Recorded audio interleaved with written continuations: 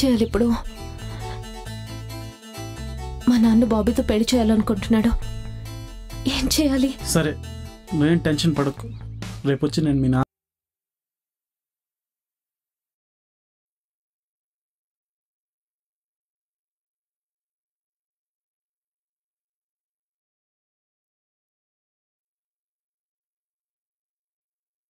Daddy. దానన్నా దా కూర్చోరా. ఏంట్రా, ఏమైంది? ఓ సారీరా, నీకు చెప్పకుండా అంత హడావిడిగా జరిగిపోయింది. దయచేసి ఏమనుకోద్దే. పొరపాటు జరిగిపోయిందన్నా. ఏమిట్రా, ఏంటి నువ్వు అనేది? బాబీ మంచివాడు కాదు నాన్న. మా హాస్టల్ దగ్గర ఒకరోజు నన్ను చూసి పలకరించాడు. మన ఊరువాడే కదా అని నేను పలకరించాను. రోజు తన ఫ్రెండ్స్తో మా హాస్టల్ దగ్గరకొచ్చి తాగి గొడవ చేసేవాడు. నా ఫ్రెండ్ రజనిని ప్రేమించి పెళ్లి చేసుకుంటానని చెప్పి మోసం చేశాడు. నన్ను కూడా తనతో రమ్మని హింసిస్తున్నాడు డాడీ. డాడీ, నేను రామ్ ప్రేమించుకుంటున్నా. ఈ విషయం మీకు చెప్దామనుకునే లోపే మొత్తం జరిగిపోయింది. నన్ను క్షమించరా. వాడి గురించి తెలుసుకోకుండా తప్పు చేశానురా. ఇప్పుడు పరిస్థితి చేయి దాటిపోయింది. భగవంతుడా, ఇప్పుడు నేనేం చేయాలి? ఏం చేయాలి?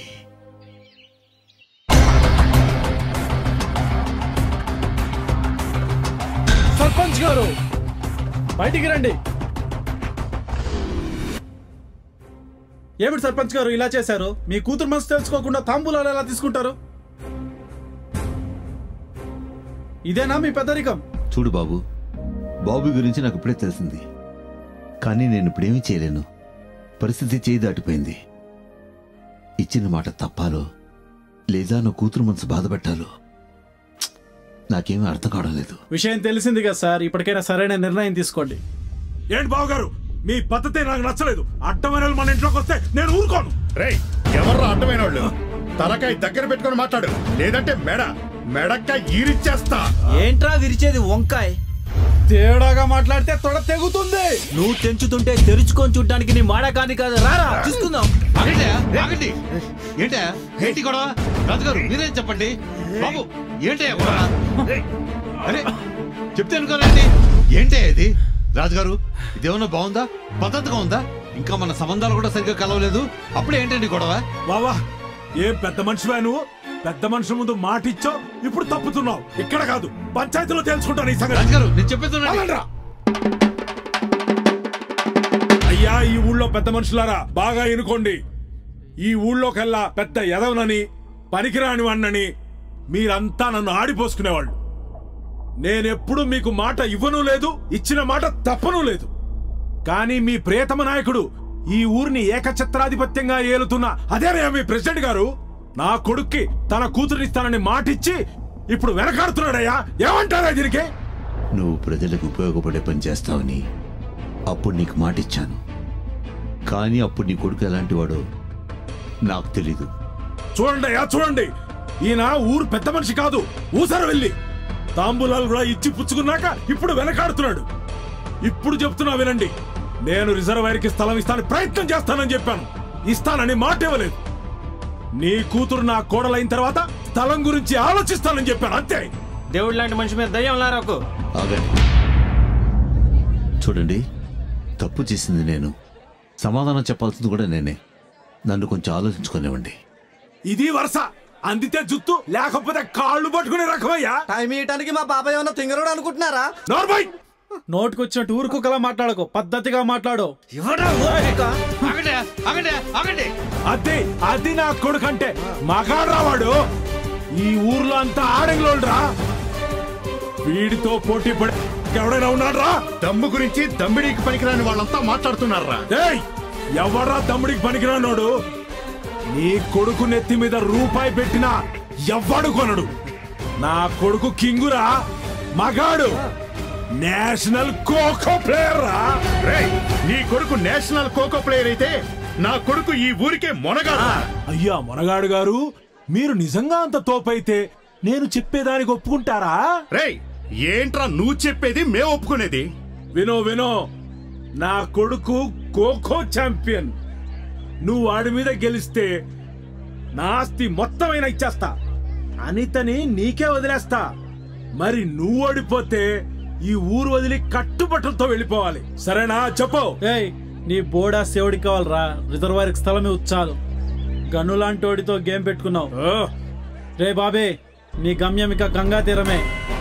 ఖోఖో కేకలు పొడతాయి, చూసుకో. పేపర్లు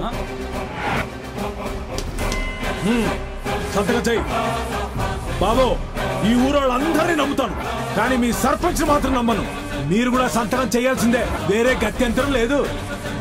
సంక్రాంతి రోజు ఆట జరుగుతుంది, ఆ రోజే గెలుపు ఓటమి తెలుస్తుంది.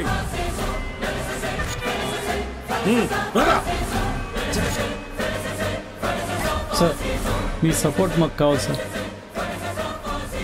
గెలుపు మనదే.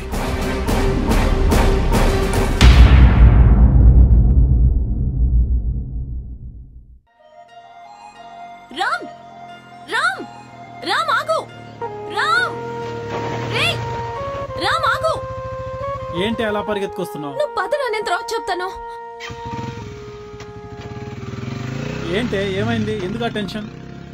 మన ఇద్దరం ఎక్కడికన్నా వెళ్ళిపోదాం. ఈ పందాలు అవి నా వల్ల కాదు, ప్లీజ్ వెళ్ళిపోదాం. అది కాదు రామ్, నువ్వు పందెంలో గెలిస్తే పర్లేదు, ఒకవేళ ఓడిపోతే నేను ఆ బాబీని పెళ్లి చేసుకోవాలి. ఆ ఊహే నేను భరించలేకపోతున్నాను. ఏయ్, దిగవే ముందు, దిగు. జీవరాశులన్నిట్లోకి మనిషే గొప్పవాడే.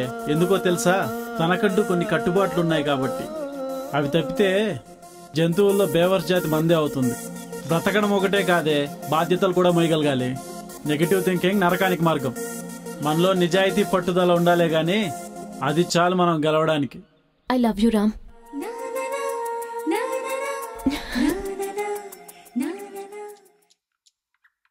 గట్టిగా పట్టు. అట్టాగేనయ్యా. ఏందిరా నువ్వు చేసింది? అసలు నీకు మైండ్ ఉందా? అసలు ఆ రాముతో పందెం ఏంటానా? అనిత ఎత్తుకొచ్చాక చెయ్యి. బాధపడాల్సింది వాడ్రా.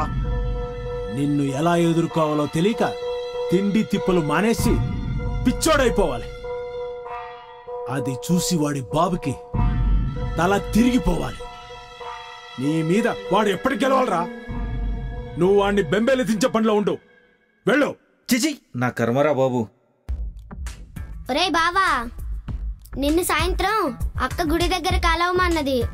నీ ఫోన్ ఏంటి స్విచ్ ఆఫ్ ఉందంట? గుడ్డి, సమ్ కైండ్స్ ఆఫ్ టెన్షన్స్ ఉన్నప్పుడు ఆఫ్ కొట్టాలనిపిస్తుంది. నాకు ఎలాగ అలవాట్లేదు, అందుకే స్విచ్ ఆఫ్. నీకెలా తెలిసింది ఎగ్జామ్స్ కి టెన్షన్ పడుతున్నానన్న సంగతి? నువ్వే చెప్పావు, దొంగ దొరికావు. నీ పని తర్వాత చెప్తా. సాయంత్రం వచ్చి కలుస్తానని చెప్పు మీ అక్కకు.